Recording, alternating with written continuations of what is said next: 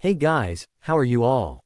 Welcome to Let's Start Story on What If Naruto Had Argument and Harem with FEM SASUKE. So do 4 blue hearts. Comment, be sure to subscribe to our channel and like this video, and please share with your friends and watch till end. Also check out Patreon for I have upload Naruto X Rias and Akino uncensored spicy version, link in description.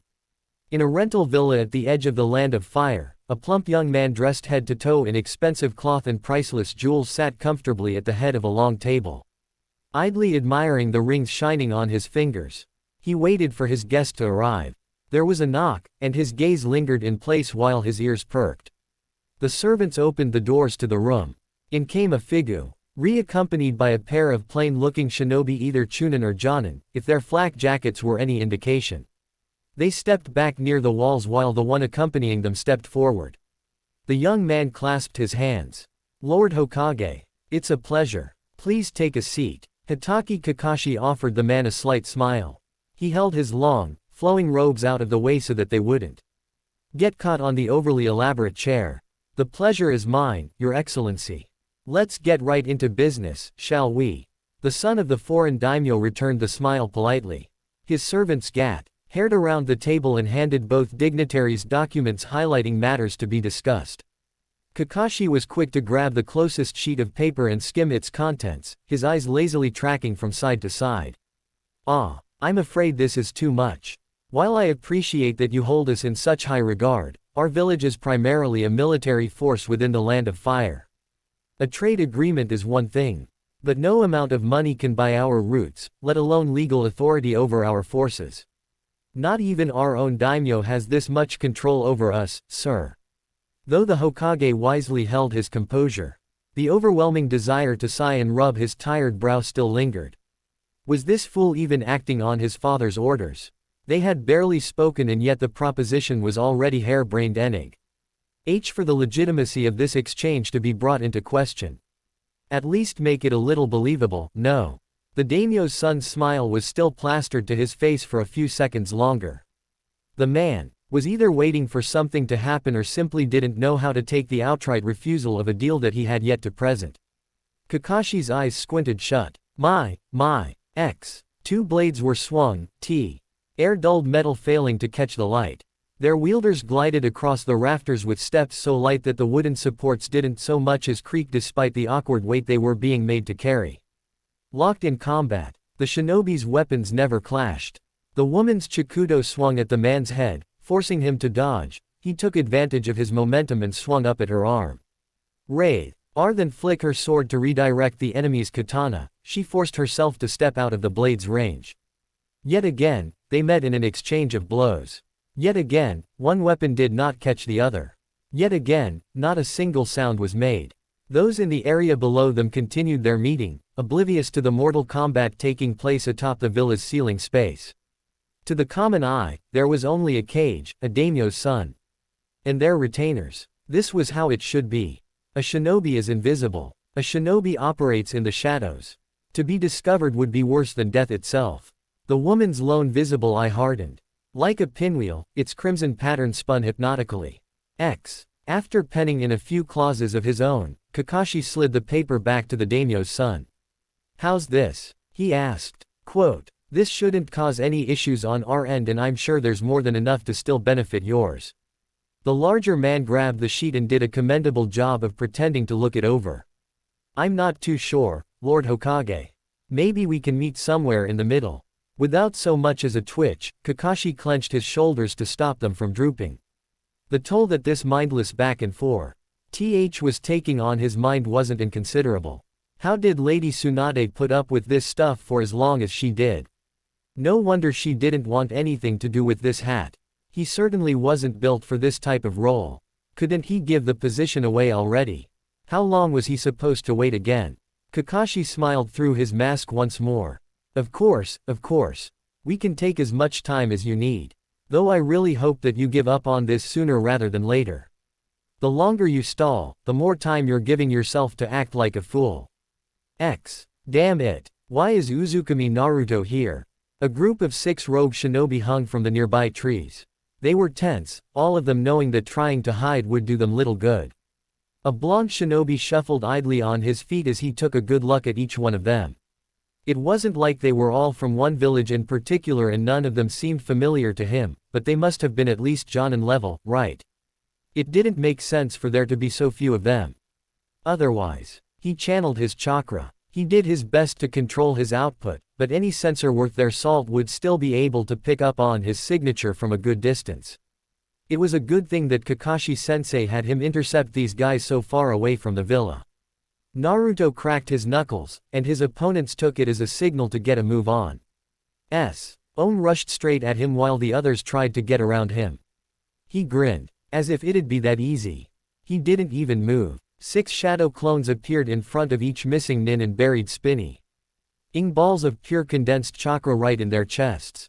Without being given a chance to react, they were all sent cartwheeling backward, cratering the earth and toppling over trees as they made impact.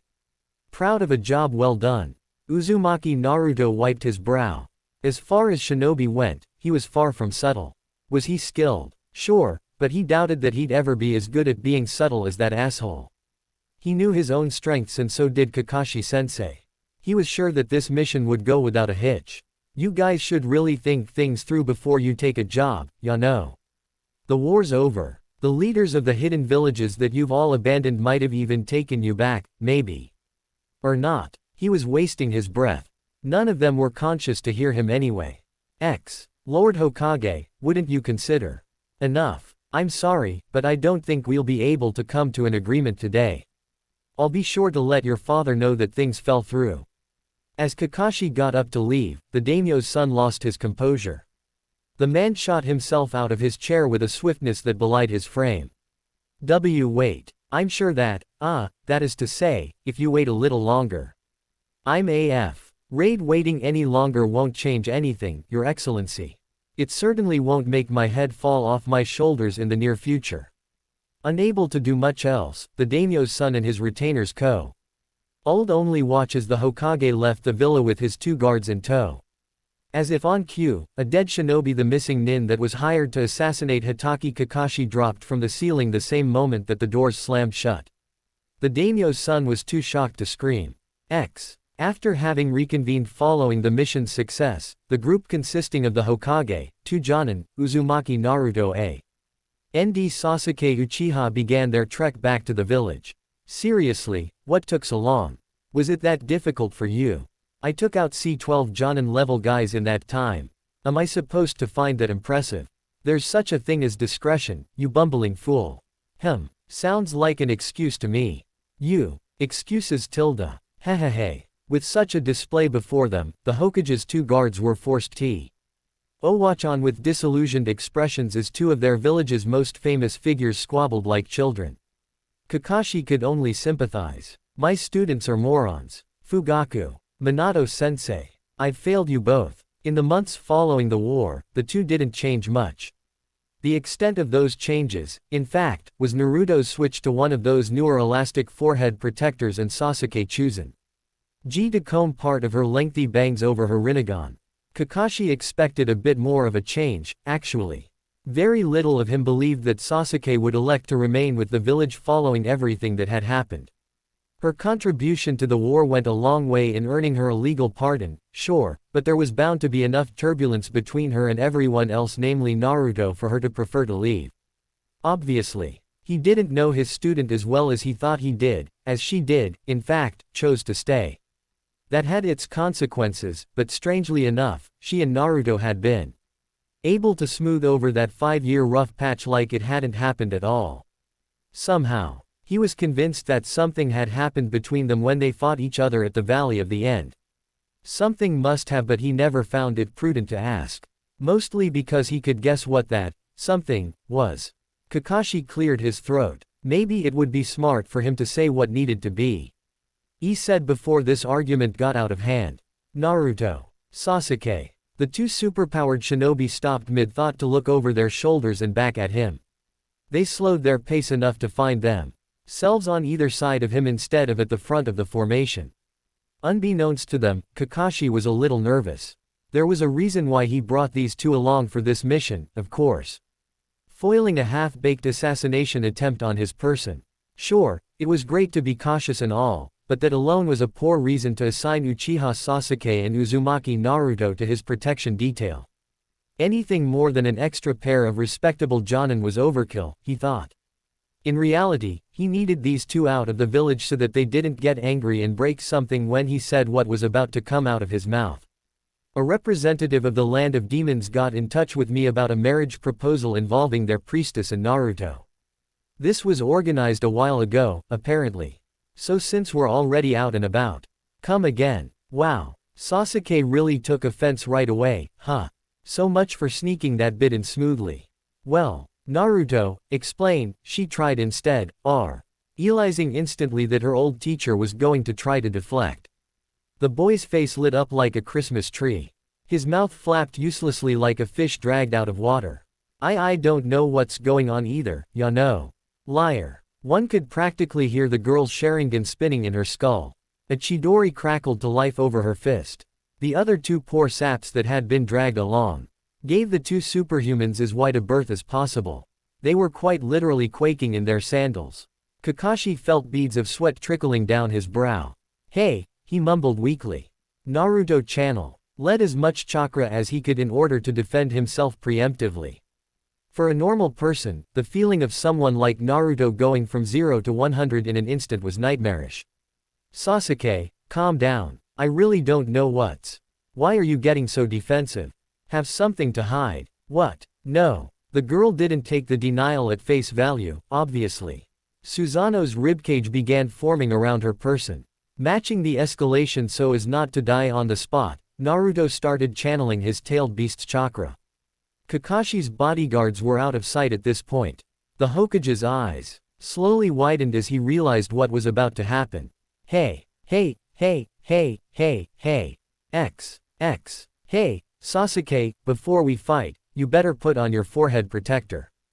The 12-year-old girl glared at her teammate with seething anger in her eyes. It was not an expression that belonged on the face of a child, let alone directed at someone who was supposed to be a rival. A friend. My forehead protector. I don't need it. You won't be able to land a single scratch on me, Naruto. The boy got angry. She was missing the point. A scratch, he repeated incredulously. You think this is about a fucking you dumbass. We're both shinobi of the Hidden Leaf Village. We're equals. Sasuke laughed. And laughed. Her head tilted back and her shoulders started to shake. You seriously think that? You really think that you and I are on the same level? Don't be stupid. Honestly, Naruto didn't come here to start a fight. Or, well, he did, but the point was, he was looking forward to being able to fight Sasuke seriously after all this time. Since they were kids, the opportunity to prove himself against her had eluded him and has been all that he ever wanted. This was finally that moment. He was happy, and if anything, it was his hope that it would bring them closer together, not push them further apart. But now, he was actually angry. Same level. No, I've surpassed you. At that moment, all of Sasuke's ugly insecurities bubbled to the surface. When she called Naruto to this rooftop, it was supposed to be confirmation. Confirmation that he hadn't surpassed her. Confirmation that she wasn't stagnating. Words weren't necessary anymore. Within moments, they were fighting. Shadow clones and asinine tricks against talent and fire jutsu. So absorbed were they that neither noticed their sensei or Sakura watching them. Not until the conflict escalated. Chidori. Rasengan. Sasuke growled. You've had this up your sleeve this whole time, huh? Sakura was yelling at them now saying Samit. Hing about them going too far but neither of them was listening. Naruto. Sasuke. And suddenly, before their just you could collide, before Hatake Kakashi could grab them and pull them apart, the fabric of reality ripped apart in the space between them. For all their anger at that moment, neither Naruto nor Sasuke could avoid stopping in their tracks and having their jaws hit the ground. Kakashi's eyes widened. He jumped back and pulled Sakura along with him while Jiraiya, who was hiding somewhere nearby, appeared to grab the troublemakers and lift them out of ground zero.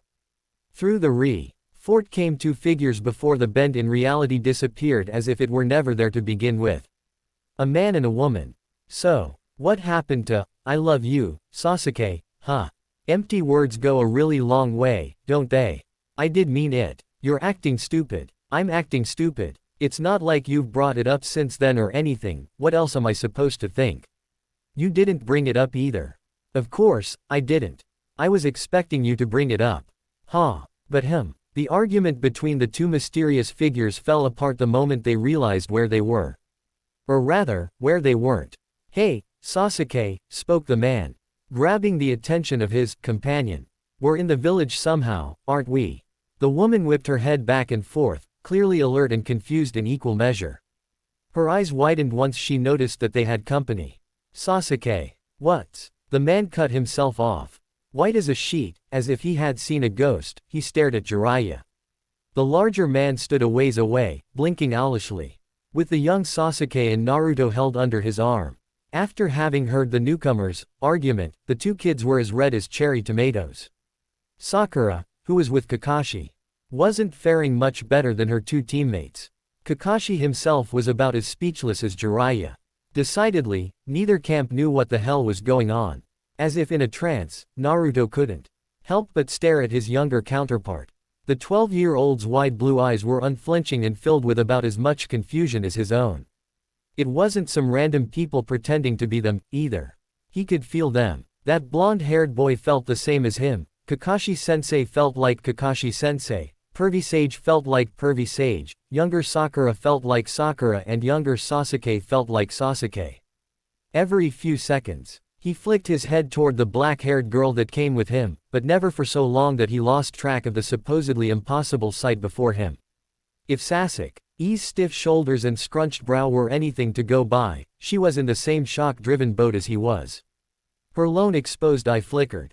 He caught it. She was thinking the same thing, right? Genjutsu. It shouldn't be possible. Though, he was one thing, but Sasuke had her stupid spinny eye stuff. There was no way that a genjutsu should have been able to work on her. Either the person or Ing that did this to them was even stronger than she was, or it just wasn't a genjutsu. Then, what? The hospital rooftop, Sasuke, Sakura, Kakashi-sensei, Pervy Sage, it was like a snapshot of a long-past moment in his life.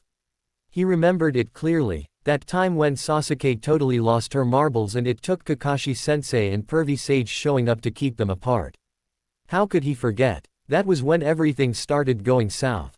This wasn't a dream. This wasn't a genjutsu. It was almost like, hey, you, why do you look like me? Younger him shouted from where he was, wrapped under Pervy Sage's arm. You, why do you look like me? Naruto shouted right back without thinking. Naruto. It was a gruff voice. He had almost forgotten what it sounded like. That did it. A cold sweat ran down his spine. Again, despite his best efforts to not think about it for now, his attention was forced back onto Master Jiraiya. This was by far the most difficult thing for him to wrap his head around. Younger him and Sasuke, Sakura, Kakashi. All of that was strange, sure, but he would have much rather started trying to figure out that stuff first before even thinking of the carbon copy of his dead sensei that looked, acted, and apparently spoke just like him. He couldn't say anything. Sasuke had to step up and speak for him. Forget what you saw here, she ordered the people before her in an even tone. Go about your day as you normally would have. The anticlimactic statement was met with a sudden, floundering silence. She grabbed his arm amidst the distraction and started to pull him away. We're leaving, she whispered into his ear. We can figure everything out once we're out of. Like hell. Younger Naruto struggled and broke out of Pervy Sage's grasp. The man was stuck in a daze, unable to stop him. The boy stumbled a few paces forward before regaining his footing. You two, you realize how crazy this all is, don't you? If you think we're just gonna let you walk away, then you're nuts. Sasuke didn't really care about the kid's opinion on the matter.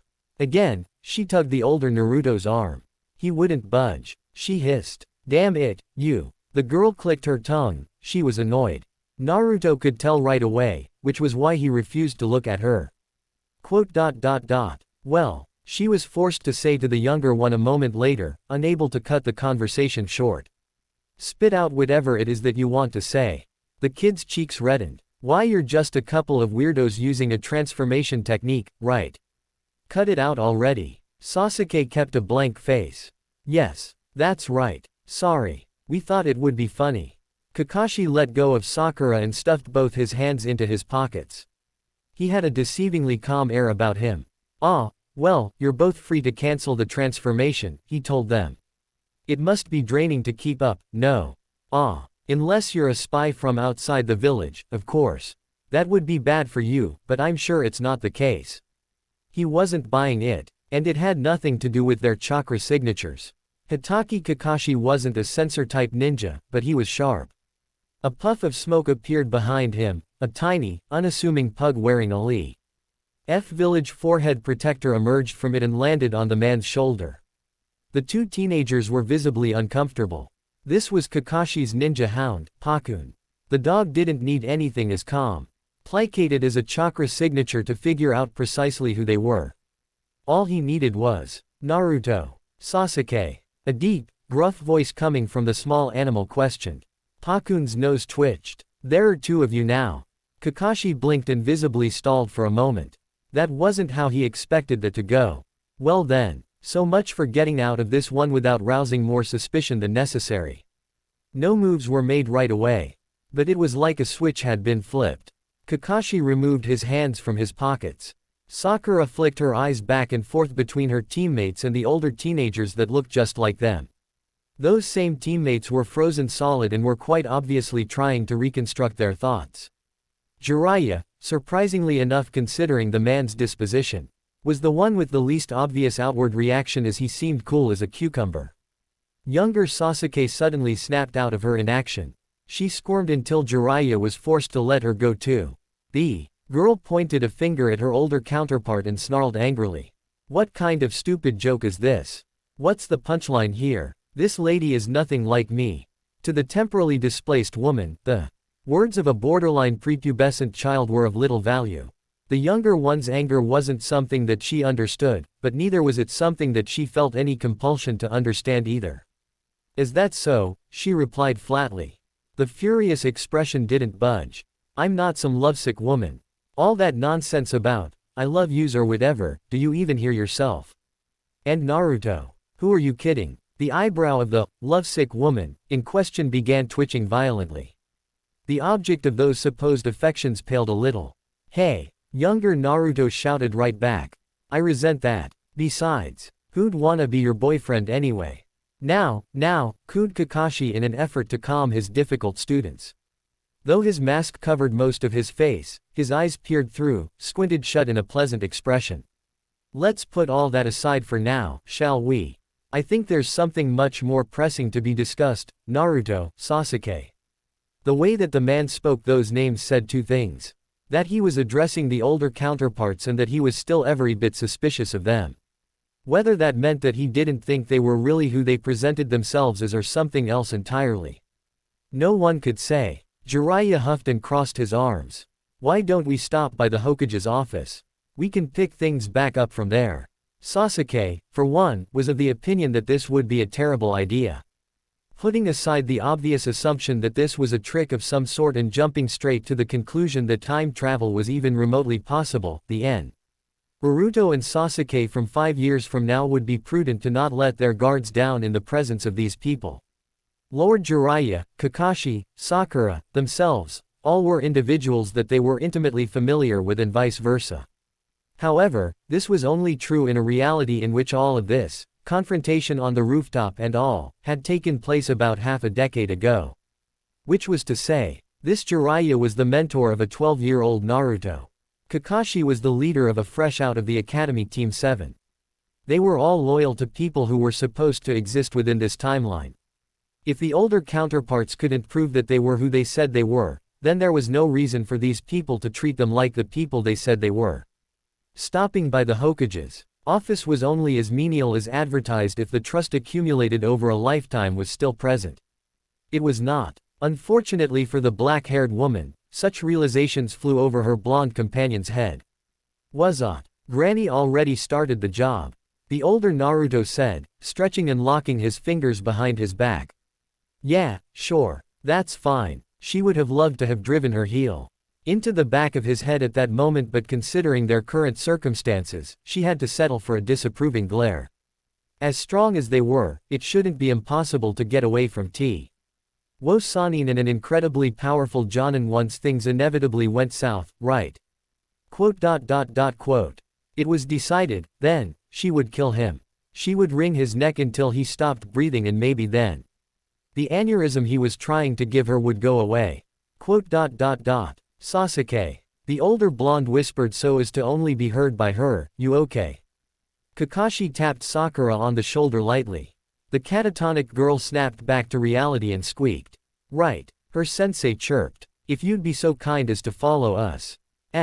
Well, here they were. Senju Tsunade, the newly inaugurated 5th Hokage, stared at the TWO seemingly older members of Team 7 with a flat expression. Both of them were clearly uncomfortable with the current situation, though the extent to which they expressed it differed greatly. Naruto stood ramrod straight with nearly visible beads of sweat dripping down his face while Sasuke's calm expression was only betrayed by her furiously twitching brow. Of course, Jiraiya and Team 7 were still present. The group having chosen to stand back near the door.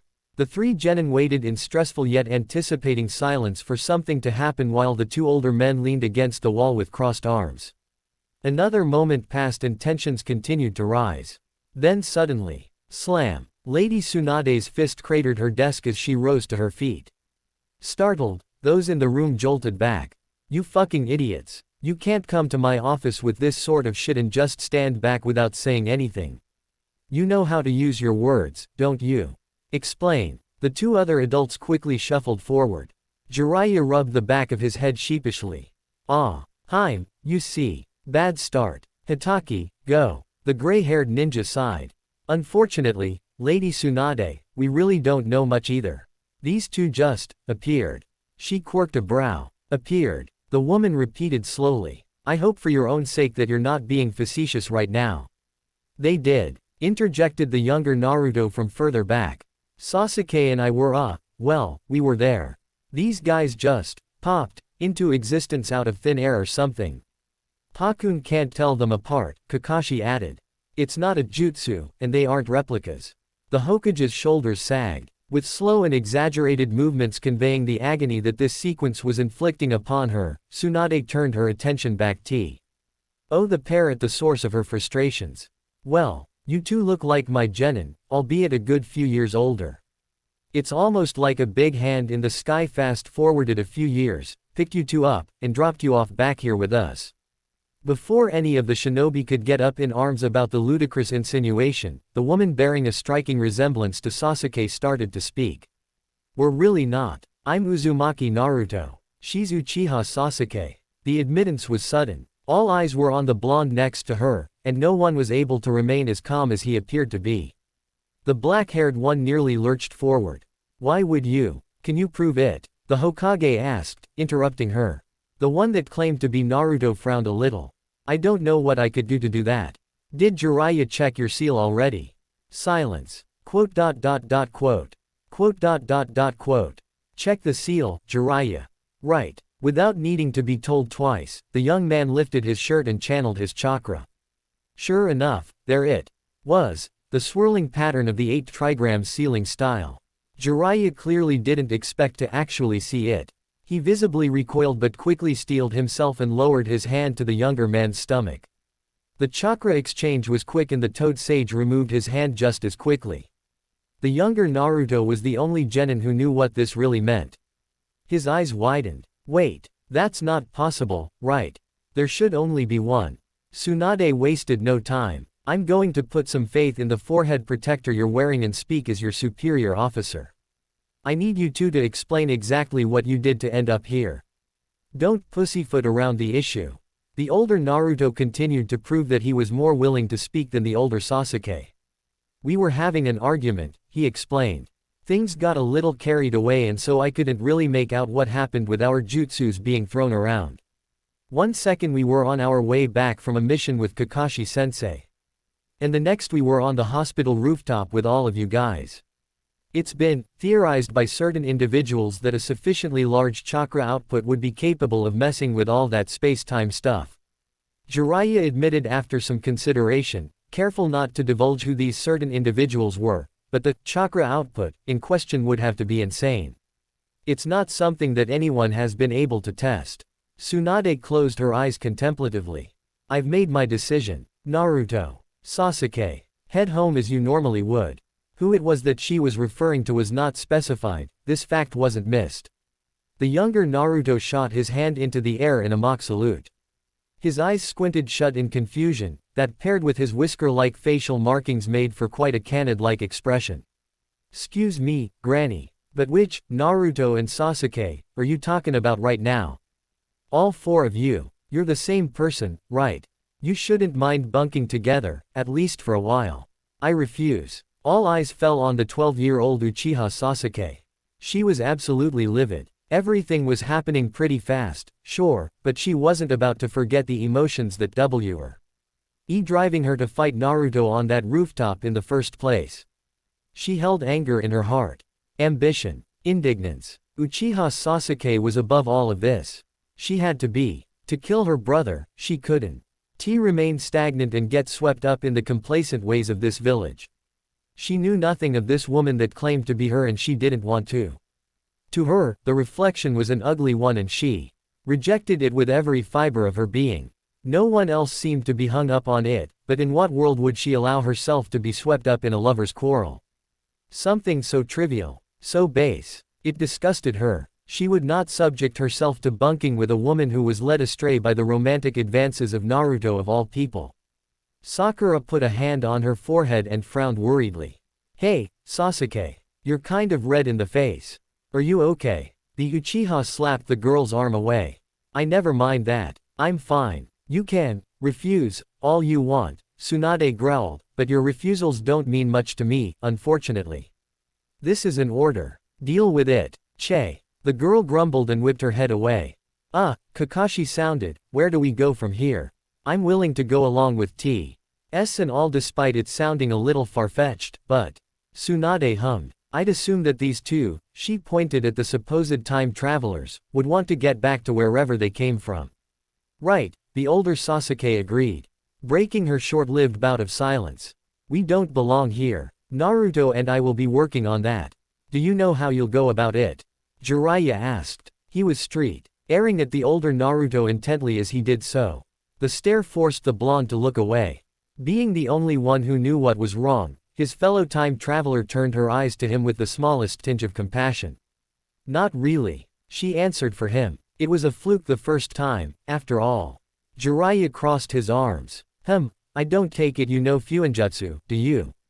It might help." "How kind of you to put your best foot forward," Tsunade drawled. Her cheek was resting against her fist.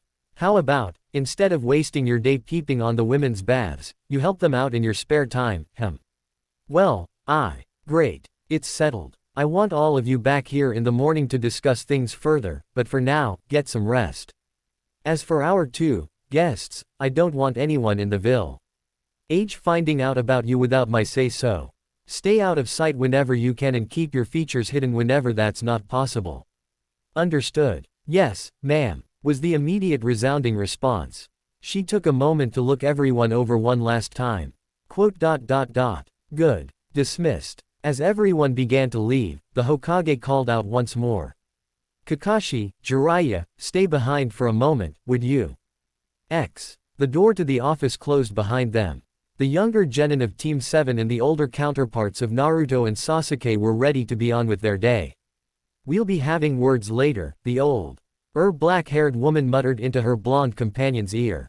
"I hope you know that I didn't appreciate the stunt you pulled." To her annoyance, he just smiled cheekily at her. As always, his way of thinking differed greatly from her own.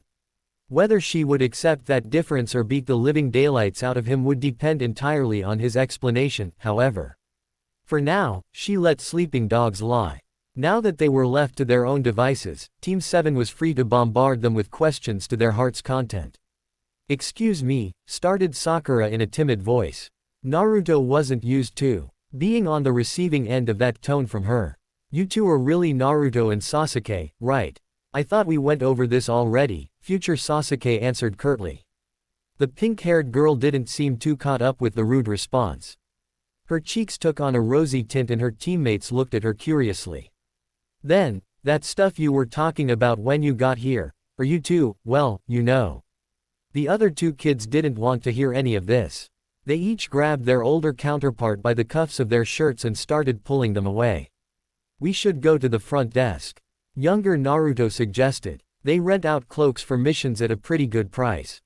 Just let me handle it though. No one's allowed to see you, right? I've had enough of this, younger Sasuke complained. Let's just go. Sakura was left alone in the hallway, wide-eyed. X. The two blondes walked at a leisurely pace toward their apartment. The taller one, features masked by the hood of a white cloak, turned his head every so often to soak in the appearance of his village as it existed back before Nagato blew it all up. Everyone from his time was doing better now, sure, but it didn't mean to.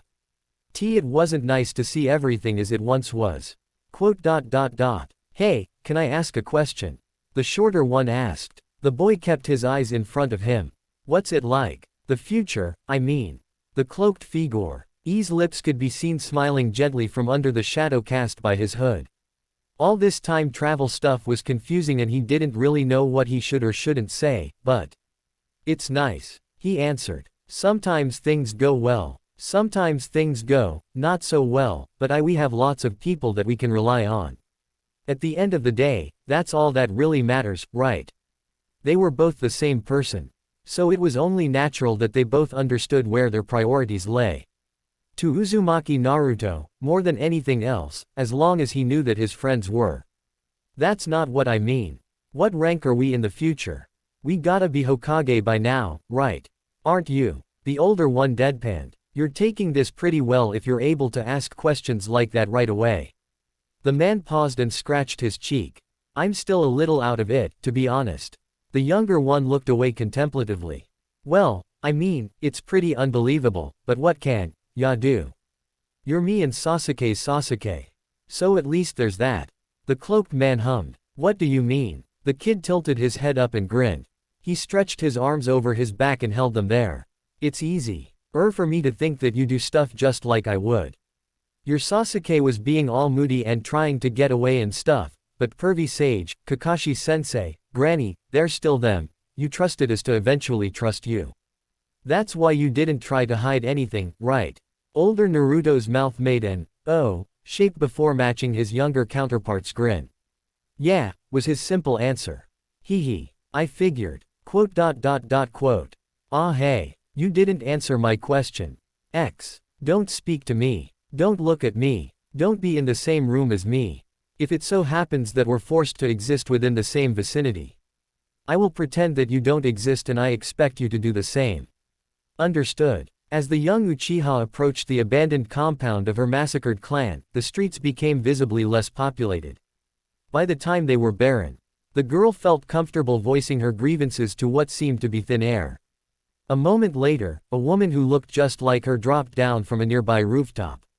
Ho! The woman exclaimed flatly, her tone almost mocking. Knowing me, I would have thought that you would have wanted to get what you could out of me first.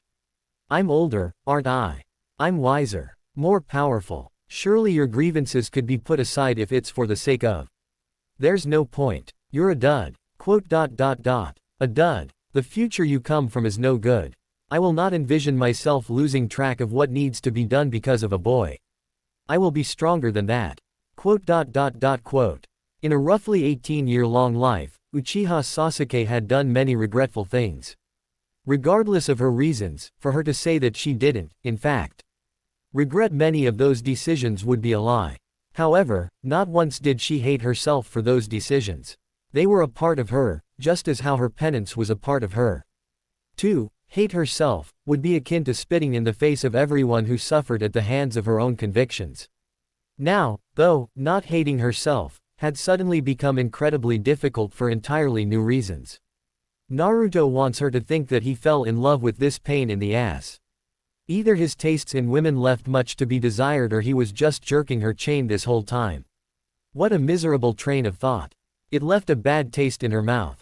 To compensate, saying something spiteful and misleading to this younger version of herself would be fine, she decided. Don't you know, no matter how much you train, no matter how strong you and your Sharingan become, the hair that she combed over her Rinnegan fluttered, revealing it to the younger Sasuke for a split instant. The Earl's eyes widened in shock at seeing such an alien dojutsu. Quote. You'll never be able to beat Uzumaki Naruto in any way that actually matters. You might as well just give up now. Needless to say, the shock was short-lived. It was immediately replaced with fury as the girl's curiosity would always play second fiddle to her pride. That fury was one that a young Sasuke would remain convinced that she wouldn't ever let go of. No more words were exchanged. The younger one turned about face and marched in the opposite direction of the compound, leaving her older counterpart alone at the gates. She was not followed. The girl kept her head low. Her shoulders were tensed and her teeth were bared. Even still, distracted as she was, she slipped through countless crowds of people with little to no difficulty. Before she knew it, she found herself on the other end of town. The sun had already started to set. Wanting to be left alone, she climbed a nearby tree and leaned against its trunk. Quote. She sighed. She didn't need this today. Not today of all days, at least. She was at her lowest right now. Even she could see that. The intrusive thoughts were winning. Making Naruto fight her was the only thing she could do. If she beat him, everything would be fine, right? She was stronger than him, still. Sure, he was getting better, but not as fast as she was. It made no sense for a guy with no talent to improve just as quickly as someone like her. That was just how the world worked. It wasn't even that. It was how the world needed to work. She wasn't stupid. To kill Uchiha Itachi, she needed all the talent. All the training. All the power, skill, ability. And she was getting it, right. That was what Kakashi was here for. He was their teacher. He taught her the Chidori. Small amounts of lightning chakra formed at her fingertips. She observed it idly. Naruto, what was that jutsu you used? She couldn't help but think that the mentors in her life were purposely holding out on her. Holding her back. Honestly, as strange as this supposed time travel turned out to be, it could have been good for her to meet the woman that she would become. Instead, the first thing that came out of that woman's mouth sounded like something that Sakura would say. You will never beat Uzumaki Naruto. She clenched her fist. The lightning sparked before disappearing. Damn it. She slid down the length of the trunk and sat on the tree branch below. Her legs dangled over the edge and she grabbed her face angrily as if she were going to tear her flesh right off. Damn it. She heard something. Someone was approaching. Multiple someones. They were moving in fast, probably not coming for a chat. Her introspection was put aside as she forced herself back into an alert state. She stood just as 4 other kids around her age appeared on the very same branch. She grimaced. Who the hell are you people supposed to be? The 4 sounds, answered one that looked a little too much like Shikamaru. I'm Kidomaru, of the East Gate. Jirobu, of the South Gate, followed the large one with the bad hairline. Sakin, of the West Gate, the white-haired one responded. Was that a second head on his back? Tayuya, of the North Gate, answered the final one, a red-haired girl. Quote. She didn't care. These guys were sound ninja, right? They were wearing the headband of that village. It would be fine for her to beat them up, right? Maybe it would be a good way to relieve some stress. She made the first move. Qua. An ugly sound escaped her lips along with the blood and vomit that was forced out of her. Sasuke's heaves came out labored and her unfocused eyes could barely make out the blurry forms of her assailants anymore. She had underestimated them. Everything had been going just fine at first. They could barely put up a fight, even. But then, that mark. They had it too. The curse mark, the power that Orochimaru had given to her. The advantage that it gave them was unbelievable.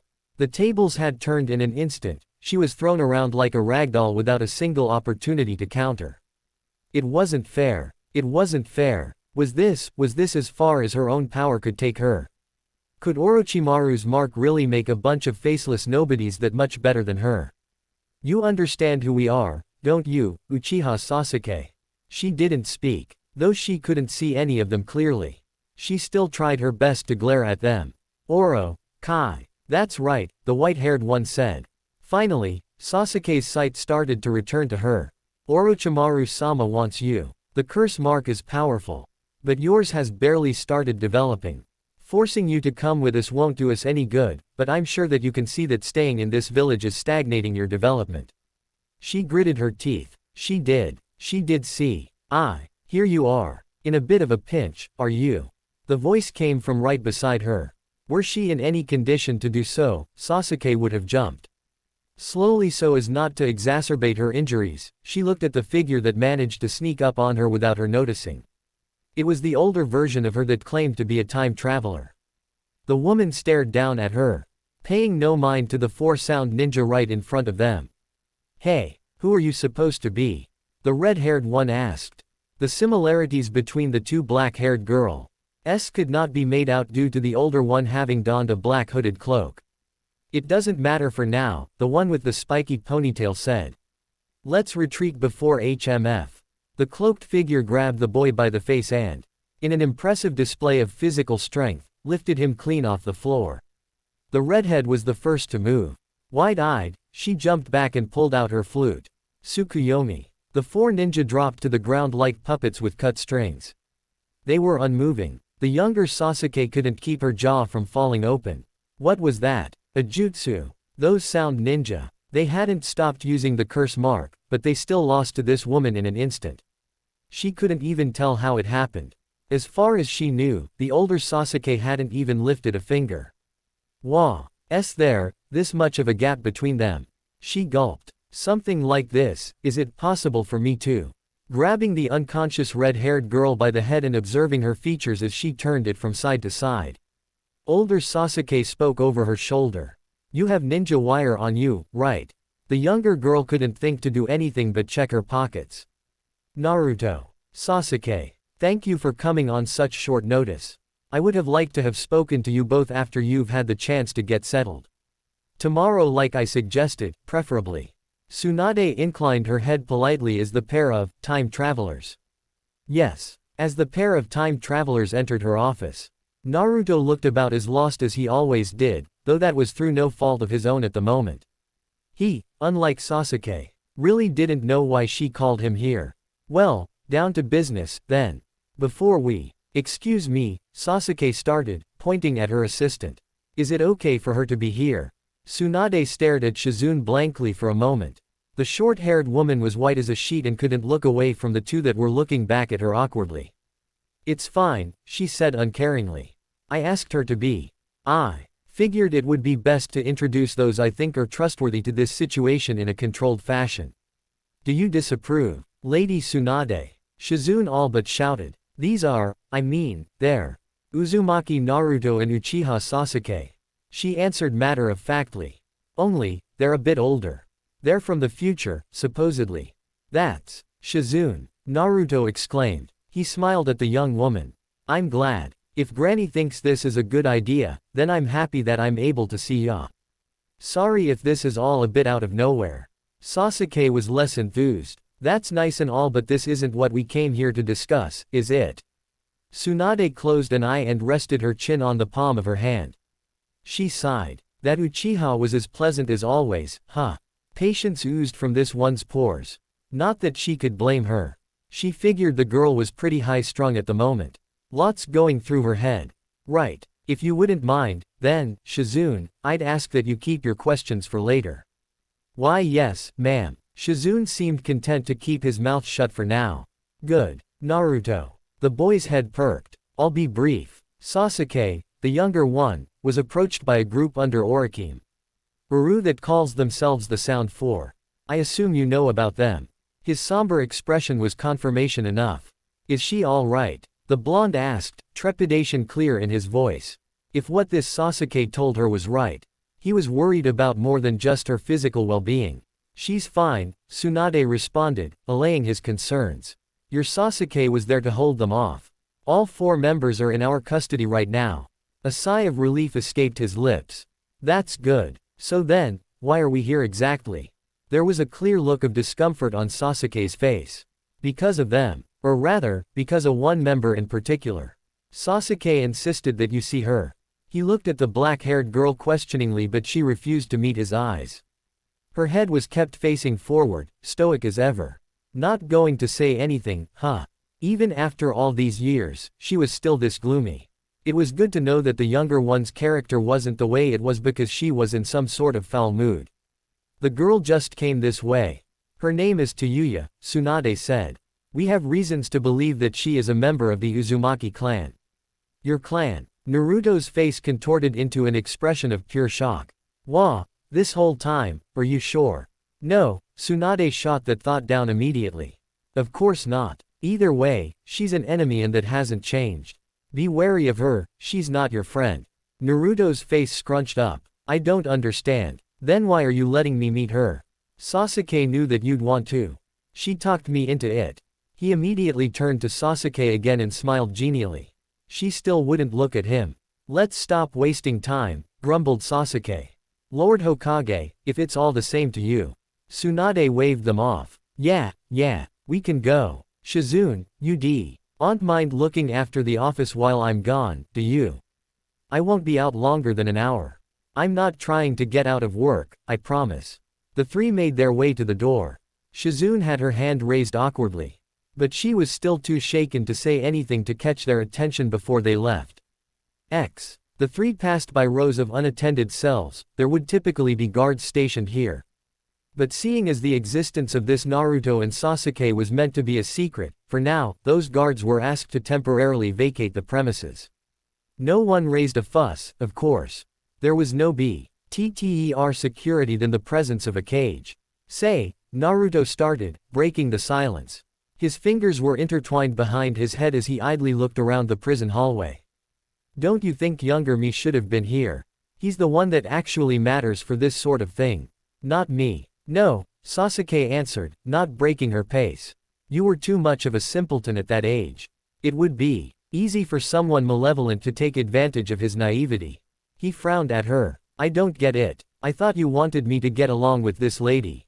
I have to give her a chance, at least. If I don't want you to get along with her. You do. If I had things my way, we wouldn't be here either. Naruto opened his mouth to say something but quickly stopped himself. What Sasuke meant to say, and failed to vocalize, was that she talked the Hokage into letting him meet this Tayuya girl for his benefit and his benefit alone.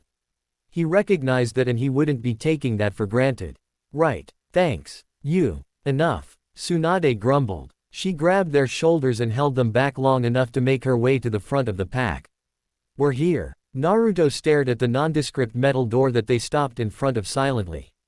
There wasn't a way to see through to the other side before it was opened. What would Tayuya be like, he wondered. He had never actually met the girl before. Everything he knew was from secondhand information. Should we go in? He asked uncertainly. Tsunade crossed her arms. Go ahead. She's tied down. Won't be able to do much. I'll wait for you out here. It seems like a private affair. Sasuke. Her silence was taken as a dismissal of some sort. He would be going in alone, then. His fingers grazed the iron latches holding the door closed and he froze. Did he even know what he was going to say? Up until now, the feeling at the forefront of his mind was anticipation. Elation, even. The idea of talking to someone who was part of his extended family was so foreign to him. He wasn't ever able to do anything like this before. He didn't think he'd ever get the chance. But that was just it. That this moment would be possible had never crossed his mind. Finding the right words to say was already difficult enough without needing to worry about this person being super bad and not at all someone he wanted to talk to. Well, nothing ventured, nothing gained. He stepped through and entered a real concrete box of a room. The only distinguishing feature was its centerpiece, a small woman, probably still a kid, actually. A few years younger than he was now, strapped to a chair. The first thing that struck him was her hair. Red. The same red as his mother's. The second thing was the soullessness in her expression. He was hit by an immediate and short-lived bout of inexplicable empathy before that expression morphed into a derisive grin. Who are you supposed to be, Blondie? She asked him in a raspy voice that didn't fit his initial impression of her. You gonna interrogate me? It won't go well, I promise. I don't know where you took the other guys, but none of us are going to talk. When he first saw her, his tentative plan was to introduce himself as an Uzumaki and see how things would go from there. Now, though, why do you work for Orochimaru? He asked. He figured that introductions could wait, she could believe whatever she wanted for now. If he could see things from her perspective then maybe. She was quiet for a moment. That's a pretty strange question, don't you think? I work for him, 'cause I work for him, fucktard. What did you call? He bit his tongue. Getting upset wouldn't get him anywhere. That's not a reason. No one does anything, just because. Or at least, he didn't want to think so. She smirked again, the look twice as mocking as it was a moment before. Not too sure about that one. You don't look like too much of a thinker yourself. Naruto repeatedly clenched and relaxed his fists. He closed his eyes and took deep breaths. Though he couldn't control his violently twitching brow. This would be a long conversation. He could just feel it. I'd assume you know this Naruto better than I do, Tsunade spoke, leaning against the wall. She didn't look at the younger woman on her haunches on the other side of the closed door. Has he learned anything over the years? I couldn't imagine leaving the Naruto I know alone with a prisoner that he might be fooled into getting along with unsupervised. I can only trust that you know what you're doing, Sasuke. I wouldn't really say that Naruto has learned much of anything. The Uchiha eventually responded. The Hokage grimaced. Care to elaborate? Uzumaki or not, I felt no compulsion to inform Naruto, either one of them, about that girl. She's one of Orochimaru's pawns. She can't do a thing. Naruto might be the same fool he's always been, but that's to his own benefit. The difference between the Naruto that you know and the one that I know is that the one in that cell has the experience and toolbox to support his idiocy. Tsunade turned to face her. Her eyes were sharp. Why did you really want Naruto to meet that sound ninja? Why? There isn't much to lose. Sasuke answered dismissively. I'd argue that there is, actually, the older woman spat back. You appeared in my office 30 minutes after I told you to go home with my Jenny. And dropped 4 unconscious enemy shinobi on my floor. You're lucky that no one else had stopped by the way. You only let me take them into custody after you made me promise to let Naruto know about the red-haired one. You were adamant about that. I want to know why. She is an Uzumaki, Sasuke remarked, picking at her nails. You wasted no time running the tests. Naruto doesn't know this because he might let his bias get the better of him. That's not gonna fly with me, shot down Tsunade immediately. We both know that doesn't have anything to do with my question. The Uchiha took a moment to come up with something to say. If Naruto has an interest in knowing more about her, there's a good chance that she'll spill whatever she knows about Orochimaru. Considering what will come next, Konoha will need every advantage that it can get its hands on. This slithery brat. It wasn't lost on her what the Uchiha girl was doing. Just because she said something ominous didn't mean that Tsunade couldn't realize that Sasuke was purposely avoiding the subject. It did mean, however, that she had to act like the responsible person that she was forced to be and pay attention to the more urgent of the two topics. Damn it all. What was that? Tsunade drawled. The Akatsuki. You've heard of that group, haven't you? Naruto and I have had our fair share of run-ins with them at this age, I'm pretty sure. The Hokage's scowl deepened. On with it. Sasuke stood up and stared at the closed door that Naruto was behind. They want to gather all of the tailed beasts, that involves turning and killing their Jinchuriki, and use their power to bring the 10 tails back to life. I don't. Forget your problems with Iwa and Kumo, the black-haired girl continued before she could be interrupted. If and when the Akatsuki get their way, the entire planet will be in danger. Tsunade suppressed all the feelings that such a ludicrous reveal birthed within her. She would get her ants. Now and worry about whether any of this was true at a later juncture. Are you speaking from experience? Yes. That means that they've gone after Naruto and succeeded, then. How is he? This has nothing to do with how or if the village protected Naruto. It has everything to do with the fact that we did nothing to stop them from getting to the other 8. It's not our responsibility to look after the other 8. And that's why the Akatsuki will succeed. Tsunade sighed. You're incredibly manipulative. Has anyone ever told you that? Sasuke's face was blank. Totally unreadable. Manipulative. What is it that you think I'm trying to accomplish, exactly? I have no idea. The Uchiha let out an aloof grunt.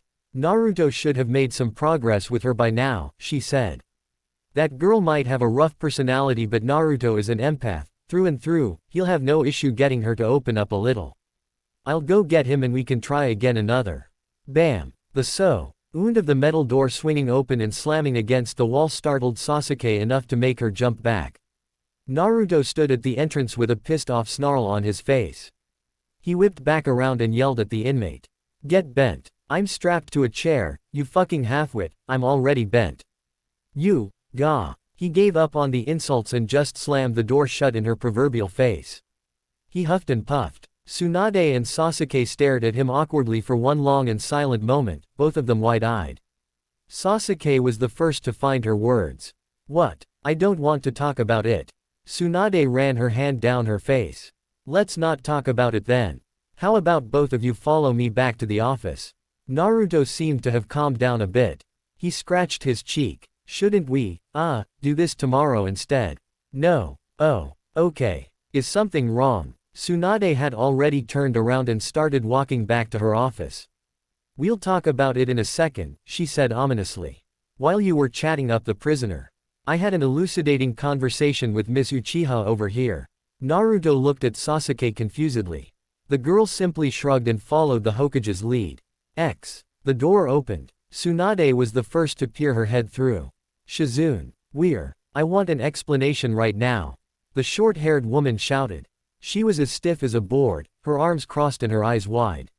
She might have been caught flat-footed at first, swept along in the swing of things and all that, but that was behind her. What time alone in the office had offered was the chance to stew in. Process all the crazy information that had been shoved in her face all at once. Her conclusion was that this whole situation was 5 steps past crazy and she would not be kept in the dark with quick, half-assed dismissals any longer. Lady Tsunade didn't actually have a reason to tell her to shut up earlier, she just couldn't be bothered to explain anything.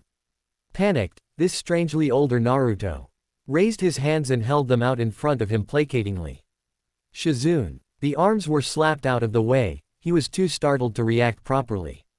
Shizune dropped her hands onto his shoulders with an audible slap. Her eyes stared right into his soul. You, she rasped. You're really tall. Gently, the also older Sasuke stepped between them and pulled Shizune off of him.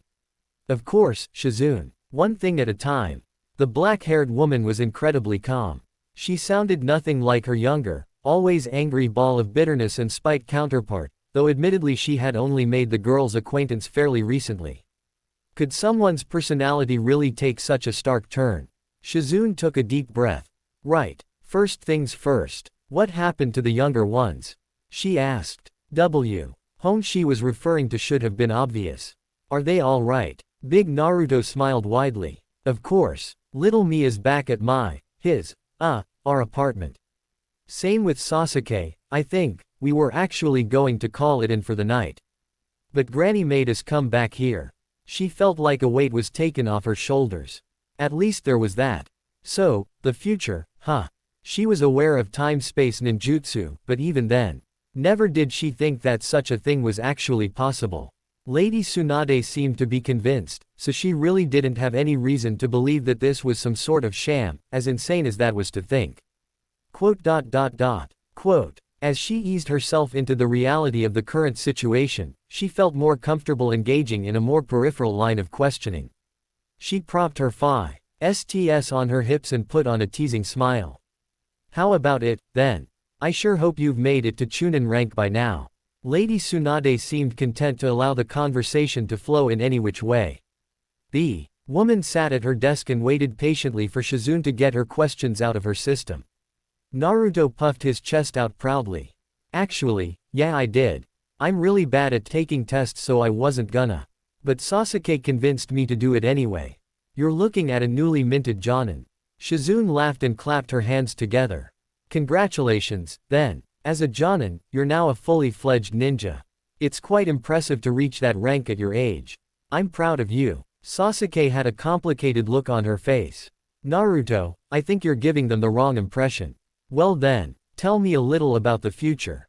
Shizune continued. She was too caught up in the novelty of speaking to a time traveler to process the fact that Sasuke had spoken up. Is everything going well in the village? Our relations with Suna are a little messy right now. Has that improved any? Before he had the chance to answer, Lady Tsunade slammed her palm down her desk.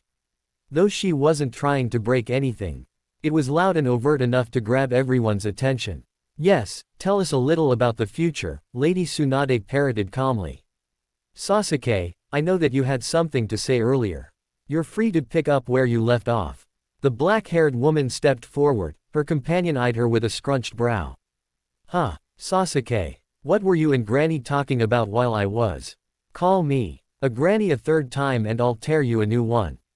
It's not cute coming from a grown-ass man. Sorry. Seeing that Naruto had been effectively silenced, Sasuke decided to get right into it. The P of powerful rogue shinobi that you've been encountering recently, the Akatsuki. Has Jiraiya told you about their plans yet, or is he still figuring that one out? Once the organization's name was uttered, both Shizune and Lady Tsunade snapped into a state of alertness. Naruto didn't interrupt the girl, but he stared at her back intensely as if trying to pick apart a difficult puzzle. He didn't know where she was going with this either. It would seem. Lady Tsunade frowned deeply. He hasn't, the woman admitted. He told me he had something to discuss with me, however, I figure if there's something to be said, I'll know soon enough. Quote. Sasuke nodded. Then at the very least, you'll be able to verify what I tell you once he comes back with his information. Good. She turned her head to look at Naruto. Do you remember what I said about them wanting to capture the tailed beasts in order to revive the 10 tails, Lord Hokage? Shizune's mouth fell open. Hold on. Naruto interjected. When did you? I do, Lady Tsunade confirmed. Cutting the boy off once more. It's why I thought it important to talk about it here, in fact. What I'd like to discuss, however, is what you think we should do about it, since you seemed so sure that we'd fail to protect Naruto. They don't need to start with the 9 tails, Sasuke explained. In fact, they would prefer not to. The Akatsuki can do plenty of damage by going after the other 8 first. By then, it'll be too late. It wouldn't matter how well you took care of Naruto, the Akatsuki will be too powerful for one village alone to handle. Agitated, Lady Tsunade stood up and hung off the edge of her desk. If you're suggesting that we should help the other unaffiliated nations, then you can just forget about it. We might be able to do something about Suna, but it's not about what we can do, Sasuke snapped back, her tone as even as ever, it's about what we must do. I'm telling you that all 8 Jinchuriki will fall to the hands of the Akatsuki, and there is nothing that any of the great villages can do to stop them alone. This is not a premonition. I am speaking from experience. The room was silent for a moment. Lady Tsunade let out a deep sigh and sat back down. You're failing to understand what I'm saying, girl. This has nothing to do with what I want to do. I'm telling you that regardless of what you say, the outcome will be. There's no way that a ninja village will accept the unsolicited help of an enemy. You don't need a ninja village to accept our help, the Uchiha countered. Just their Jinchuriki. Shizune felt just as lost as Lady Tsunade seemed to be. Sasuke turned her head to Naruto once more and inclined it pointedly. At first, he had a really dumb look on his face. Like a deer caught face to face with a hunter's arrow, almost. A moment later, it morphed into an expression of understanding and eventually a confident grin. Right, the blonde cheered. Just leave it to me. He sat cross-legged on the floor and closed his eyes. What's he doing? Shizune asked, just as lost now as she was 2 seconds ago. Meditating, Sasuke responded uselessly. Why is he meditating? Demanded Lady Tsunade impatiently. As the host of a tailed beast, Naruto has the ability to communicate with the other 8. I have no idea how that will go now that we've gone back to the past, but it's certainly worth a shot. Seriously? Shizune exclaimed. Tsunade didn't offer any additional input. She stared at Naruto's still form silently. It didn't take much longer for the blonde's eyes to snap open. Once they did, his shoulders slumped. Sorry. No dice, he conceded. The 9 tails said that since he's not really a person, future him and past him kind of fused together. That means that mine and younger me's seal space are identical and that I can connect to this timeline's tailed beasts just like normal. You just had a conversation with the 9 tails? Shizune questioned worriedly. Not important right now, interjected Sasuke, brushing off her question. If you can connect with them, why can't you speak with them? Still sitting on the floor, Naruto scratched the back of his head sheepishly. Well, ya see, my tailed beast came back with me but the other guys didn't change any. They just didn't let me connect with them, basically. Lady Tsunade quirked a brow. Were you expecting anything different? Yeah, they're pretty nice usually. Once you get to know them, at least. Again, Lady Tsunade couldn't help but sigh. Shizune didn't blame her. I want to ask, but I won't, the blonde-haired woman mumbled. What now, then? Naruto brought a finger up to his chin and he hummed. A moment later, he looked as though a metaphorical light bulb lit itself over his head. I know. I can just go talk to them in person. We can. No. Tsunade shot the idea down immediately. That's stupid. Use your head a little. Surprisingly, Sasuke advocated his point. There really wouldn't be any risk involved in us infiltrating the other villages and speaking with the Jinchuriki in private. The ninja villages would not be properly equipped to stop us. Shizune felt concerned for Sasuke. Wasn't she supposed to be the smart one? You either have a god complex or you're delusional, Lady Tsunade told her flatly. Naruto, I know you've just been promoted and all, but that does not mean that you're on top of the world. Don't ride that high and do something stupid or you'll regret it. Naruto looked like he was going to say something but Sasuke slapped her hand over the boy's mouth without breaking eye contact with the Hokage. In a rare showing of frustration, the black-haired girl ran her fingers down her face and rolled her eyes. I knew you'd. Look, words won't get us anywhere. Who are the strongest shinobi in the village right now? You, Kakashi, who else? No one comes to mind, sorry. Shizune didn't know where Sasuke was going with this. Lady Tsunade narrowed her eyes. Jiraiya is still around, so him too. I suppose. Why do you ask? Would you trust Jiraiya to do something like this? That has less to do with yes or no. Lady Tsunade gritted her teeth. You're an impertinent little shit. Yeah, I guess so. Naruto will fight him, then. That should give you a better idea of what Naruto is capable of. There's no reason for me to waste my words. The eldest in the room prepared a retort. But Naruto countered brightly before she could. Ah, that would be great. I'd never, the trailed off and blushed. His eyes were squinted shut. I'd never actually sparred with pervy sage for real, you know. Not as I am now, at least. Whatever Sasuke's trying to set up is going right over my head, to be honest, but I would like that a lot. Lady Tsunade slumped over her desk and dropped her temple between her waiting fingers. She glared at the two of them dryly. Look, I'm not going to agree to that other stuff, but if you think that you can convince Jiraiya to spar with you, be my guest. I wouldn't hold my breath, though. I doubt he'll be too interested. Naruto's smile didn't wane even a millimeter. I'll go get him right now. I can get him to fight me no problem. Wait, till tomorrow, at least. Shizune told him with a frown. Did he know what he was getting into? Older or not, he was still a kid. She hoped he wasn't getting overzealous. It's been a long day, get some rest. Shizune's got the right idea, Lady Tsunade agreed.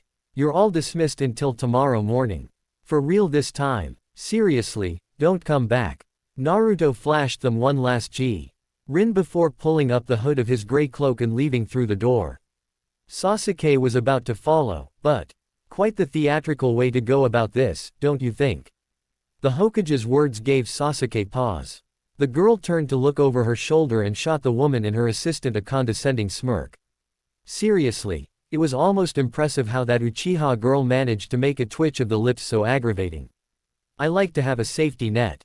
And with that parting remark that made just about as much sense as Shizune thought it did, she and Lady Tsunade were the only ones left in the office.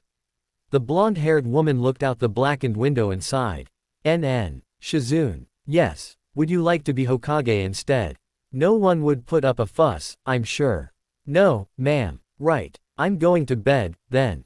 Come get me when it's time for me to do this shit all over again tomorrow. The Leaf Village's 5th Hokage kicked up a floorboard, grabbed the sake gourd hidden beneath it and walked away unfazed as Shizune gasped at her. I thought I got rid of those. You better not be hungover when I call you in the morning. Lady Tsunade. Hey, are you listening? She was not. Naruto sat on the park bench with his knees pulled up to his chin. There was little to see at this time of night. He could barely see past the bits of the walkway illuminated by the overhead lamp posts. Even so, he stared dead ahead, his expression halfway between empty and contemplative. I don't think I can sleep, he announced aloud. Seeing Pervy Sage alive and kicking wasn't something I thought I'd have again. I still can't get my head around that. He heard Sasuke scoff, though he couldn't see her. Not without eyes at the back of his head, anyway. He knew she was standing behind him, but she felt no compulsion to grab a seat. It was very like her.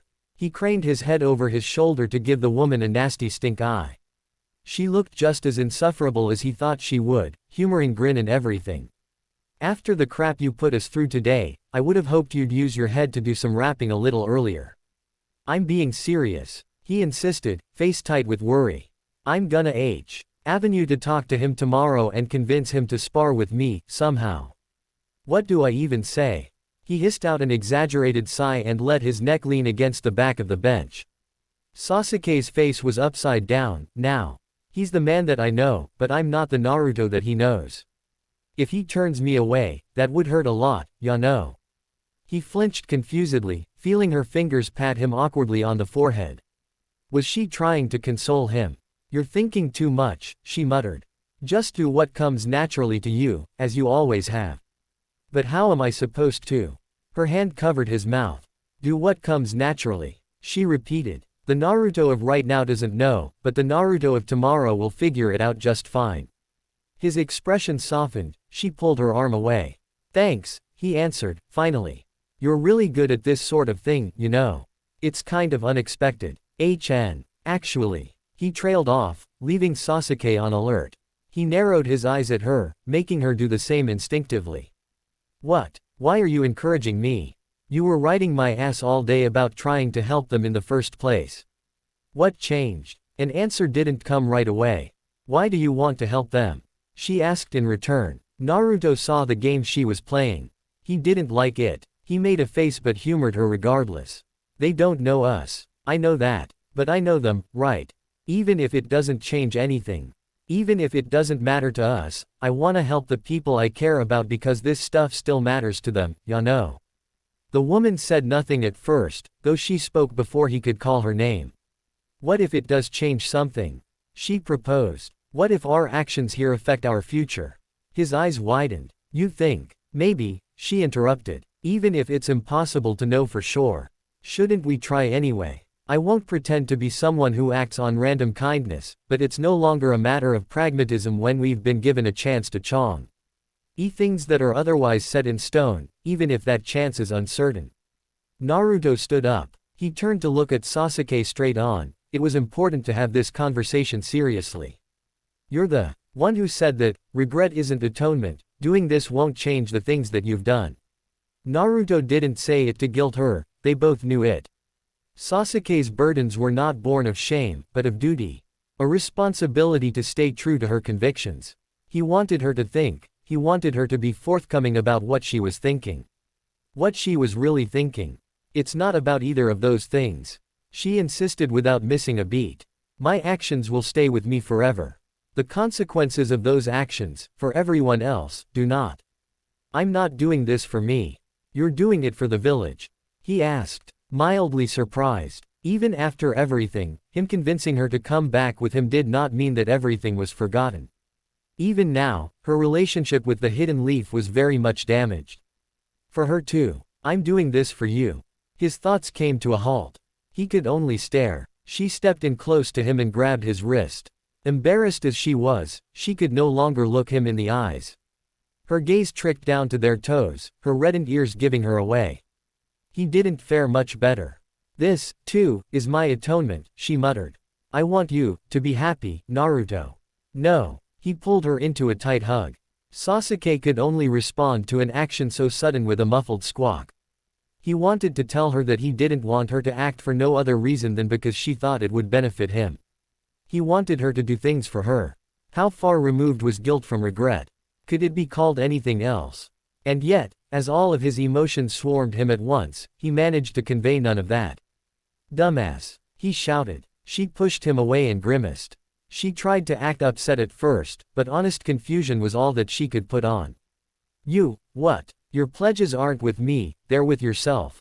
He whispered. This isn't a transaction. Don't think so little of what our bond means to me. Her eyes widened imperceptibly. Had it been anyone else, it might as well not have happened at all. Sasuke looked like she wanted to say something. She almost did. Then she sighed. Rest up, she told him as she turned back around. You have a lot of work to do tomorrow. He grinned, though she couldn't see it. Right. Sasuke walked out of the light. He could barely make out her silhouette, now. Sasuke. She stopped. I've had a lot of stuff to think about lately, he admitted, eyes downcast. Stuff that I probably should have been able to say, to do a lot earlier, I haven't been able to. I'm sorry. I promise I'll tell you how I feel honestly. Properly. She didn't move. Neither did he. A light flush colored Naruto's cheeks as he was left hanging. Not that he wasn't expecting it. But say something she did. Hurry up then, idiot. She vanished. Naruto smiled. Jiraiya sat at Ichiraku's bar. Chopsticks in hand and eyes narrowed suspiciously. He wasn't quite sure what to do with himself. Or the situation in general, for that matter. Naruto, the older one, a white cloak doing a decent job of masking his features, was stuffing himself without a care in the world in the seat next to his. Well, if he needed any more confirmation that this was actually Naruto, he needed to look no further. This was what, his fifth bowl. The kid was the one who called him out here, saying he had something to ask him, and yet no asking had been performed. Well, he was waiting. The empty bowl was slammed on the counter, the blonde sighed in relief. Pervy sage, he shouted out of nowhere. Jiraiya flinched back. Spar with me. Not interested, Jiraiya shot him down instantly. It was just that. Seriously. Who did the kid think Jiraiya was? He was a Sannin, a master informant. Naruto looked at least a few years older now, he definitely had the time to spar with his older counterpart between now and whenever the hell he came from. Or at least, there would be a time that wasn't right now. Naruto pouted. Huh, but why? You do remember what happened during the Chunin exams, Jiraiya grumbled. How much of that mess do you think I'm being forced to clean up? The blonde scratched the back of his head. I dunno, I figured since you're my sensei and all. I'm not your sensei. The white-haired man informed the other one harshly, turning away. I'm your younger self's sensei. My responsibility is to him. I'm sure it's the same way for your timelines, Jiraiya. You get it. Jiraiya didn't want to rain on the kid's parade, but he couldn't afford to be nice about it. Enemies of the village invaded during the Chunin exams. The Akatsuki were making moves. Naruto and Sasuke coming from the future was the undesirable cherry on top. Putting aside the risks of undesired onlookers catching notice, he just had too much stuff to do.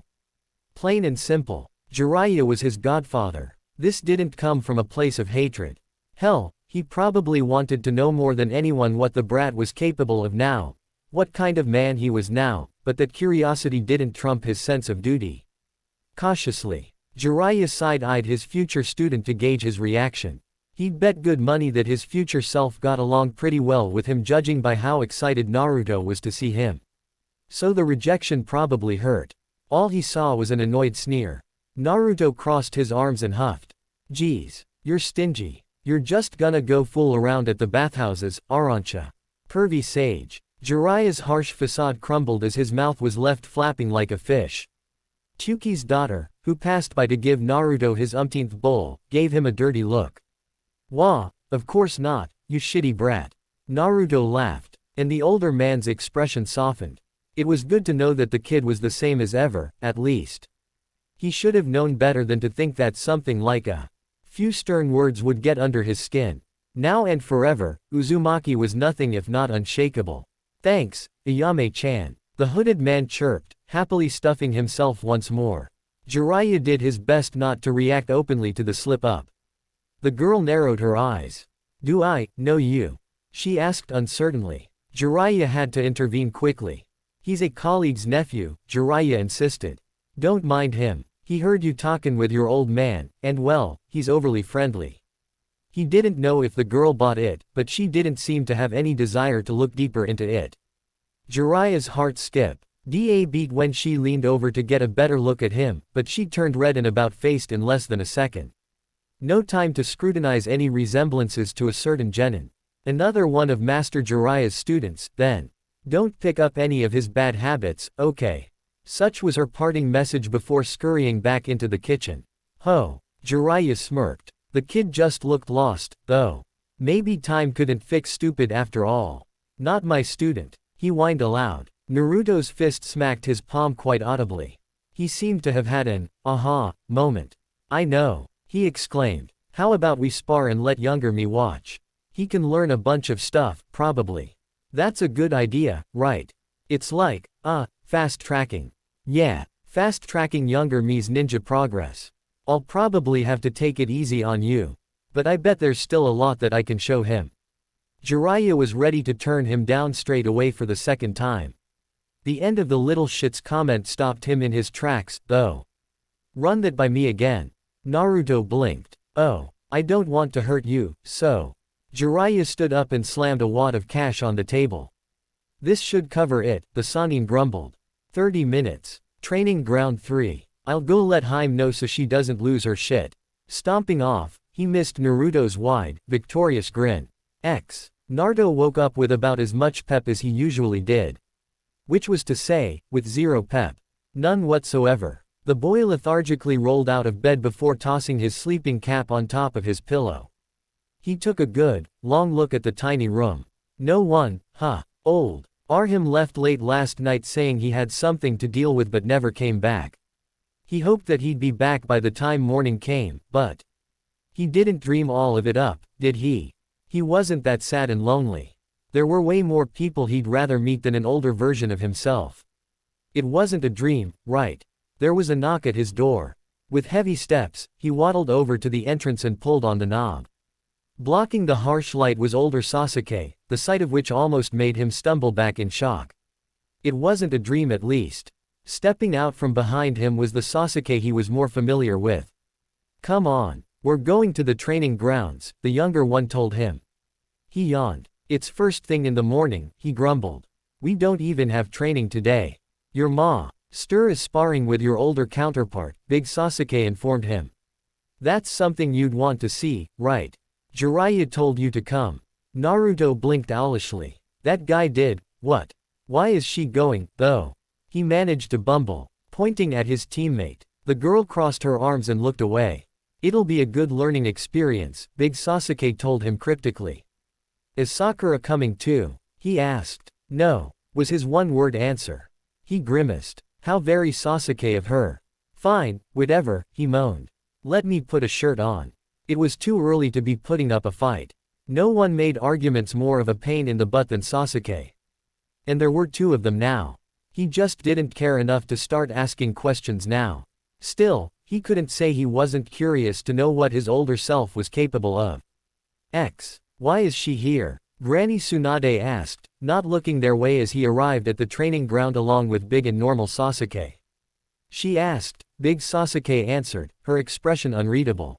Granny was pretty annoyed by that. And I let her come. You, Granny slid a hand down her face in frustration. Never mind, I hope you know you better than I know you because you.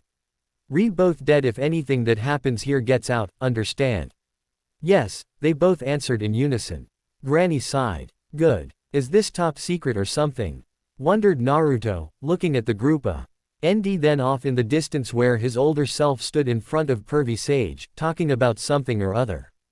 Is that why Sakura isn't here? This is an evaluation, Granny told him, her eyes glued to Pervy Sage and Big Naruto. I expect them both to go all out. That means certain village secrets might be aired out. Secrets that relate to you directly. If that happens, you're expected to watch and learn. Because this is going to be you one day. Naruto understood right away. His older self was gonna fight using the Nine Tails chakra, right? What secrets? Normal Sasuke asked. Granny gave the older one an unimpressed look. Why don't you tell her, oh wise one? Naruto felt not so great, suddenly. Was she really going to? Naruto is the vessel of the Nine Tails, older Sasuke revealed as if discussing the weather. That means he can access its powers, assuming he doesn't let its evil chakra control him. Naruto looked at normal Sasuke to gauge her reaction. She didn't look like she knew what to say. She touched the side of her neck without thinking. It's a bandage best ripped off quickly, the older one explained. In the grand scheme of things, it's better that things happen this way. I'm putting more faith in you than I think I should, brat, Granny admitted, clearly talking to older Sasuke. Did they have some kind of agreement? Was that why she told normal Sasuke about? Normal Sasuke got right up in his face. You, she hissed. This whole time, HMPH. Older Sasuke slapped a hand over her mouth and pulled her back. The younger one was flailing and trying to break free, but the older one didn't even look like she noticed. Enough talking. For now, watch. X. Aw, man, I can't wait to show you all the stuff I've learned. Naruto exclaimed, unable to contain his excitement. Jiraiya watched him jump around with poorly veiled exasperation.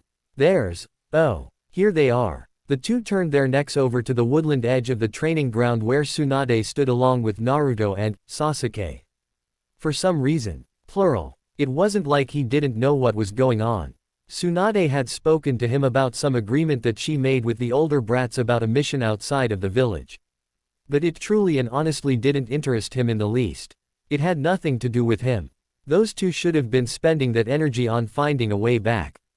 If his old student's hypotheses were to be believed, nothing good would come of any consequences of space-time jutsu sticking around more than they had to.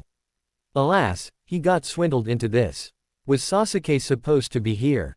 Wasn't his problem. As long as Naruto got something useful out of this, it would be an outcome he could live with. The older man cracked his knuckles. Ready to put on a show, brat? You've made some progress as a Jinchuriki. His opponent looked uncomfortable with that question. Well, he scratched his cheek. Using that is dangerous, Yano. You could get hurt. Jiraiya's eyebrow twitched. Wasn't that the whole point? Settle down, hotshot. Do you think you can take on Jiraiya the Gallant just because you got promoted to Junin? It would take a whole squad, nay, an army of Jonin to make me break a sweat. Naruto squinted. Well, it would take 2 armies to make me lift a pinky. I'll have you know, back during the Third War One. Enough, Tsunade shouted. Quit squabbling. We're not here to waste time. Naruto, Jiraiya, you two will spar with the Hokage, myself, as the witness. If I judge Naruto's performance to be satisfactory, I'll approve Uchiha Sasuke's request. Any questions before we start? The younger versions of the Team 7 members looked to the older Sasuke for answers. However, she was busy masking her embarrassment on behalf of her childish teammate. Couldn't he take this seriously? The older Naruto started hopping in place to get warmed up. Let's get to it, he cheered, pumping his fist in the air. Jiraiya frowned. It wouldn't do to knock him down too early. Maybe rattling the kid's noggin a little would get his head in the game. A Sannin would be the only warrior short of a Hokage capable of sparring safely with a Jinchuriki. In the same vein, a Jinchuriki would have to make use of that ability if they thought they stood a chance. He would have hoped that Naruto would have control over at least 4 taels worth of the 9 taels chakra by now. If that wasn't the case, then he clasped his hands together. Hair needle Senbon. Countless chakra-hardened quills shot out of his mane at Naruto. As far as opening attacks went, this should be enough to gauge his opponent's abilities. Naruto exploded in a cloud of smoke. A shadow clone. When Jiraiya sensed the jab coming toward the side of his head before he saw it, he lurched back and watched it soar past him harmlessly. Or at least, that's what should have happened. He was hit, not by the fist, but by the nature chakra surrounding it. Jiraiya caught himself before he could land flat on his ass and threw himself into a 4-point stance several paces back. He got a good look at Naruto, who now bore an aura of calmness that didn't exist a moment prior. Seeing the token yellow eyes of a toad sage shouldn't have shocked him to the core the way that it did, and yet. What just happened? The younger Naruto shouted, sharing his surprise with his teammate. Even Tsunade was caught off guard. The future Sasuke remained impassive, her arms crossed and posture unchanged. You trained on Mount Myoboku, Jiraiya remarked, rubbing his sore cheek. You used a clone to keep me distracted while you gathered nature chakra. That's a smart move, actually. I'm impressed. And he really was. From the looks of it, the kid had total control over his sage mode. Even after his decades of training, Jiraiya couldn't manage as much. Naruto was definitely more of a genius than he gave him credit for. He took after his father, in that sense. Naruto blinked. Huh, that's not. The loud explosion from Jiraiya's summoning jutsu cut off his answer. Gameiken, the armored toad, appeared between them ready for combat. The summon saw the blonde ninja before him and looked over his shoulder in confusion. We're sparring, Jiraiya shouted. Hold him off for a moment. Jiraiya boy, why did you call us? The nagging began as soon as Ma and Pa appeared on his shoulders. He sighed. No time to explain. Need to enter sage mode. The elder toads Fukusaku and Shima ignored his words in favor of watching Gameiken try and struggle to hold off a sage, a near-identical copy of Namikaze Minato. Did we train someone like that? I can't recall, Fukusaku muttered. See what happens when you apply yourself, dear. You'll get there one day. Jiraiya mumbled obscenities under his breath. He lowered his voice. That's Minato's kid, he explained. I'm testing him, but I think Sage Mode is the only option right now. I'll explain everything later. I promise. Gameiken wouldn't hold out for much longer. He was far from a small summon, one whose specialty was combat with other large summons, in fact, but his sheer size and strength did little to slow down a perfect sage. We're holding you to that. Jiraiya boy. With one last harumph, Ma and Pa did as they were asked. Jiraiya and the toads remained stone still and gathered nature chakra as quickly as they could. Gameiken was felled, his summoning dispelled by a kick to the chin before his back could touch the ground. Naruto, unharmed, stood smiling as Jiraiya approached him, his features altered by the unrefined nature chakra coursing through him. He was cool as a cucumber, despite his vanguard being defeated by nothing but raw physical strength. He's crazy strong, the younger Naruto muttered, hands shaking. What was that? That's called Sage Mode, Tsunade explained, eyes not looking away from the battle for even a moment. It looks like this, future you, spent a lot of time training with his ninja summons. Make no mistake, it's not an ability that anyone can achieve, let alone master. As formidable as Jiraiya is, not even he can control it this well.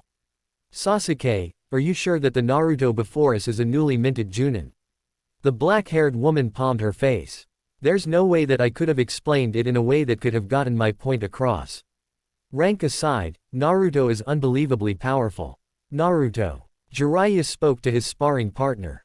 I'm truly proud of how far you've come. Naruto's confident grin melted away. His eyes widened vulnerably as he didn't quite know what to do with himself. It felt like Master Jiraiya was speaking to him not as the teacher of his younger self, but as the teacher of Uzumaki Naruto. He took a deep breath. No more words were spoken. The two men met and clashed in the middle of the training ground, every strike they exchanged shaking the earth as the nature energies traversed their bodies and out through the soles of their feet. Naruto was more agile, but Jiraiya had tricks up his sleeve. More than kicks and punches, he sneaked in shots of earth-release ninjutsu and bats from his hardened hair. Naruto smirked. Shadow clone jutsu. One man became a dozen. Jiraiya clicked his tongue, making a pair of shadow clones of his own. It was all he could do to keep his head above water, but even then, there was no way for him to eat so many nature energy-fueled clones of himself the way that Naruto was able to. That boy had an inhuman chakra reserve. The younger Sasuke couldn't come to terms with what she was seeing. She could barely keep up with it. Zabuza. Orochimaru's goons, none of them could compare. She knew instinctively that she was bearing witness to the pinnacle of shinobi ability. This was the world Itachi was a part of. This was her goal. Was she really so far away? Was it unreachable for someone like her? More importantly, in such a short amount of time, someone like Naruto would. She snuck a surreptitious glance at her teammate, whose expression of shock and awe made him look like a particularly dull monkey. Sasuke, Tsunade spoke again. The younger one snapped out of her thoughts, thinking she was being spoken to. Until she noticed the Hokage looking the way of her older counterpart. By your best estimate, how strong is Naruto compared to the other shinobi in your village? It would be easy to miss the smirk that crossed the black-haired woman's lips. No one but me would stand a chance. If push comes to shove, I'm sure that guy can handily defeat any other shinobi in the elemental nations. By all intents and purposes. He's the strongest. Period. Such a bold statement weighed heavily on all of them. The younger Naruto was so stricken that his ego seemingly forgot to balloon. It was such a surreal concept that it was difficult to believe, even considering what transpired before their eyes. "Don't think you've got it all figured out just yet, brat," Jiraiya shouted, exhaustion starting to show in his voice. His hair formed a giant protective barrier around him before shooting massive hair spikes out in every which way, destroying most of the clones in one fell swoop. Jiraiya was a Sannin, though his true strength lay not with some great jutsu or special skill. He was competent. His knowledge was vast. His thoughts were quick. His muscles were trained. Short of Lord Hashirama himself, few could claim to be as good of a pure shinobi as the Toad Sage.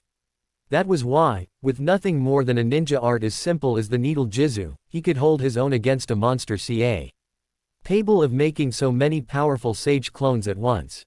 He was Jiraiya the Gallant. Great men, greater than himself, Minato, Hanzo, Hiruzen, respected him for no other reason. This wasn't just a sparring match anymore. There was no doubt in his mind that Naruto would one day join their ranks. He was his precious student meant to surpass even his father, after all, but he'd be damned if he couldn't earn that same respect first. It didn't matter what the kid threw at him.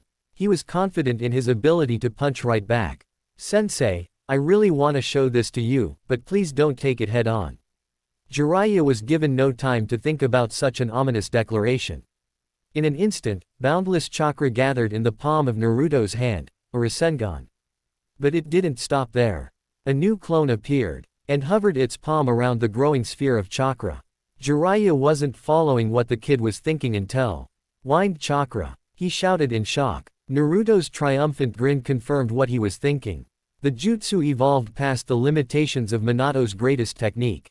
Whether through chakra control or other means, it took on the form of something similar to a wind style, Rasenshuriken. Jiraiya didn't think twice before throwing himself out of the way.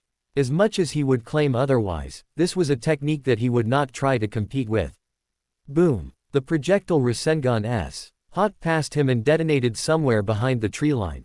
The regular destructive power of the fourth's technique couldn't compare. Everything in a 100-meter radius was atomized.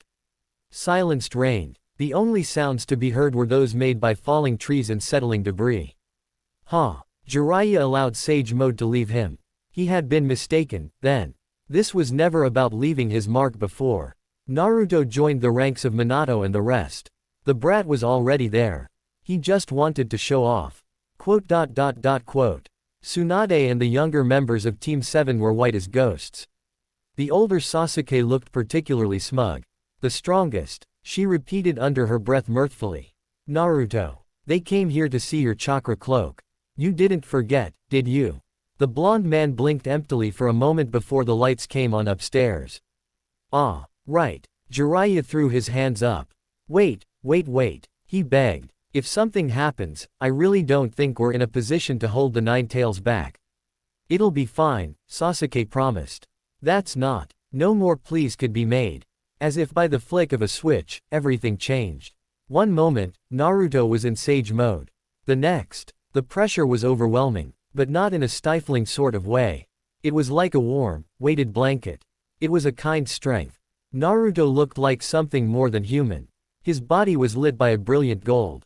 Pitch B. Black orbs circled him like a halo, as if to signify that he was something more than human. This form was something beyond 4 tails. It was beyond 9 tails. Sasuke's intentions were now painfully clear. "This is easier than using words," the woman from the future remarked. "As I hope you can tell, I say with a decent amount of confidence that Naruto and I are the strongest on the planet." Tsunade didn't even bother dignifying that with a response.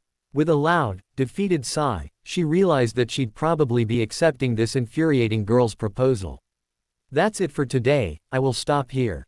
I hope you all enjoyed this video. If you please consider subscribe and make sure to hit that like button, share with your friends, and don't forget to check out author of this story. Details in description.